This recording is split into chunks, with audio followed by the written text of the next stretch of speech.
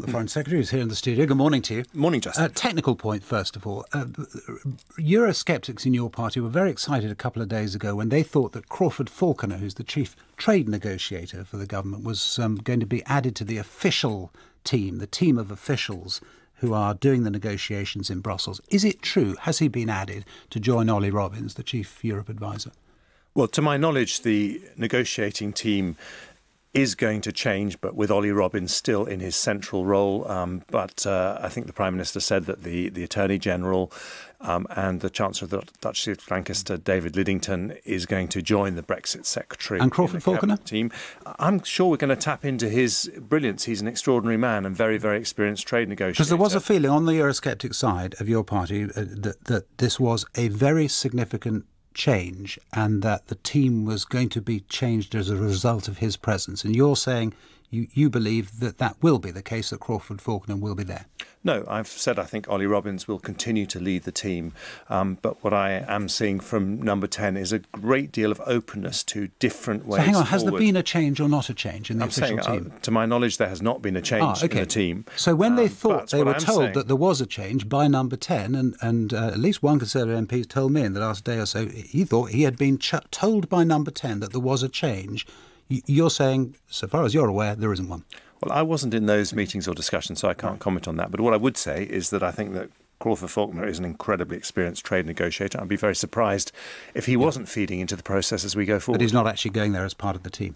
OK, let's turn to what the negotiations could possibly be. Are you ruling out this morning the technical fix, the idea that there can be drones and remote customs checks, etc., and that in a way means that the current backstop arrangements are not necessary?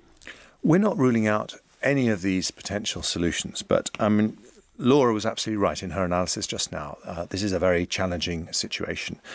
But if we're going to solve it, and if we're going to avoid the no-deal scenario that you've been talking about on the programme this morning, then two things have to happen. First of all, we have to demonstrate that Parliament can come together behind a particular solution.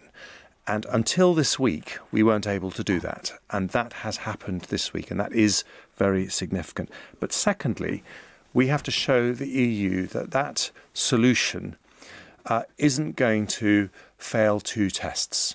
The first test is that it mustn't lead to the resetting up of a hard border in Northern Ireland. And we have to show the EU and show Ireland that our commitment to the Belfast Good Friday Agreement is absolutely unconditional. In fact, it's quite distressing for people like me and you who grew up in the 1980s with bombs going off in Harrods and in Hyde Park and all over the country. Yeah. Any suggestion that we would ever waver in our support for that peace process, which was the greatest achievement of both John Major and Tony Blair, it's absolutely nonsense. So on that point, when the Business Secretary, Greg Clark, says, as he did to Robert Peston on ITV last night, I can't see that those technical possibilities are there yet, is he right or wrong?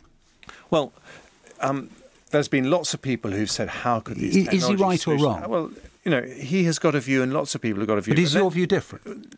What we are saying going forward with you is we're not looking at one particular solution, which is the only way forward. There was a particular consensus in the Conservative Parliamentary Party around a technology solution put together by Kit Malthouse. That's one of the things we're looking at. It's not the only thing. That was what he was dismissing last night, and you're not this morning. Well, he had some scepticism about it, but the EU themselves, in fairness, he said it wasn't there yet. That's not some scepticism. Well, I mean, it's really serious, this, isn't it? The Business Secretary is saying that these technical things are not there. As you know, Theresa May last year said that there was no technology solution to address these issues that had been designed yet. And Jeremy Corbyn asked in Parliament yesterday, he didn't get an answer, did he? What is it that is likely to change on that in the next 50 days or so?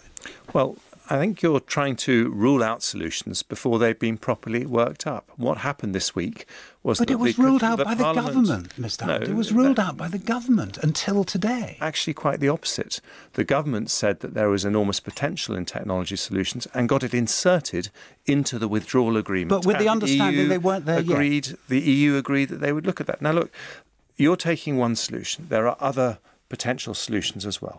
And what we have to do is to go back to Brussels. And there's a second thing. So the first thing we have to do is to demonstrate that our commitment to the Belfast Good Friday Agreement is absolute, and we will do that. Secondly, we have to show that any solution that changes the backstop won't lead to us trying to access the single market by the back door. And we recognise that the way that we access the single market, because we're not going to be embracing free movement, will change. If we can overcome those two issues, which I think we can, then we will be able to have substantive discussions. But this is not going to happen in the next few days. We have to put these proposals together. We have to work them up. We have to go through them in detail with our partners in the EU. But you talk about proposals. I don't know what those proposals are, because the other two possibilities, so you time limit the backstop or you have a unilateral right of a country to leave, both of those dismissed out of hand across Europe. Are you saying that that dismissal is actually a negotiating ploy? Justin, these are negotiations. And of course, people's first reaction when you make some new proposals to break a deadlock is to say, no, that's completely impossible. But in reality, the EU said to us, tell us what Parliament can unite behind. We've done that. Secondly, we will now put together some proposals that make sure we don't breach these two very important principles for the EU, because we recognise that those are important for the EU, and indeed in the case of Ireland, very, very important for us as well. And we will do that, and we'll put those proposals together.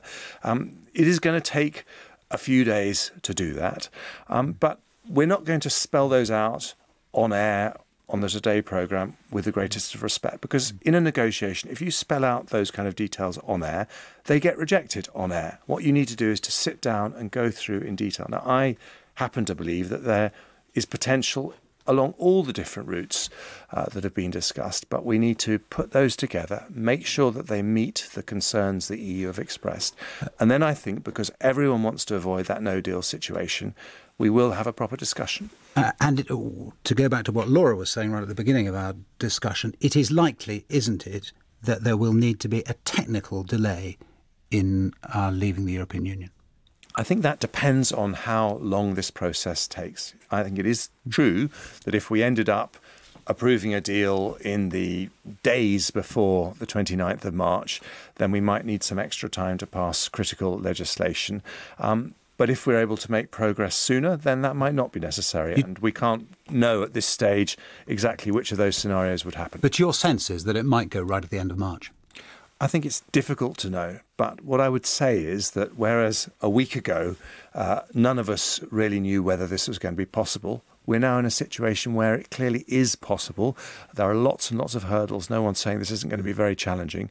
But we do now have a consensus in Parliament. We can use that consensus, providing we can meet these concerns, very reasonable concerns from our friends in Ireland about the not having a hard border, concerns in the EU about access to the single market. Providing we can do that, which I think we can, then I think there is a way through.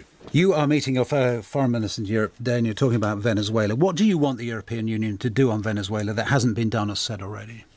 Well, there is a humanitarian catastrophe in Venezuela. 3.5 million people have left the country. We see pictures on the news of people rifling through rubbish sacks to get scraps of food. And both in the UK and the EU, we can't determine the outcome, what happens in Venezuela. That has to be for the people of Venezuela. But what we can do is support the President of the National Assembly, who wants to uphold the Constitution and is saying that there need to be elections in 4 weeks because there is not a legitimate president. And you've talked to him, haven't you? Rigged. I spoke to him yesterday. What did he say to you? I said to him, what is your message for myself and the other EU foreign ministers who I'm going to be meeting in Romania this afternoon? And he said two things. He said, please keep up the pressure on Maduro, who has done so much damage. And remember, this is about the humanitarian catastrophe that is going on at the moment, and we have to find a way to stop it. Can I just say to you, there will be those who are listening who absolutely understand there is a humanitarian catastrophe there. It is the responsibility of the outside world to try to do what is possible to stop it. But there are other places. The obvious one is Yemen and our relationship with the Saudis. And we do not say the same about top Saudis, do we, as you are saying about top Venezuelans? Well, we absolutely do raise our human rights concerns with Saudi Arabia. We don't seek sanctions against them. We still sell them arms. Well, if I give you an example, if you look at the blogger Raif Badawi, who was sentenced to 1,000 lashes, because we do have a good relationship with the leadership of Saudi Arabia, when Mohammed bin Salman came over to the UK, she raised that issue with him, and she was able to do that because of our relationship. But what I think it's very important to say that in the case of Venezuela, this is not an ideological crusade. Juan Guaido is a member of the sister party to the Labour Party. I doubt that he agrees with President Trump on very many policies at all. And that is why it is rather extraordinary that Maduro continues to get such strong support from Jeremy Corbyn and John McDonnell. And I would just simply say that simply because they share Maduro's anti-Western worldview is not a reason to turn a blind eye to someone who has driven his people into poverty, where 70% of children in some areas are facing malnutrition. Jeremy Hunt.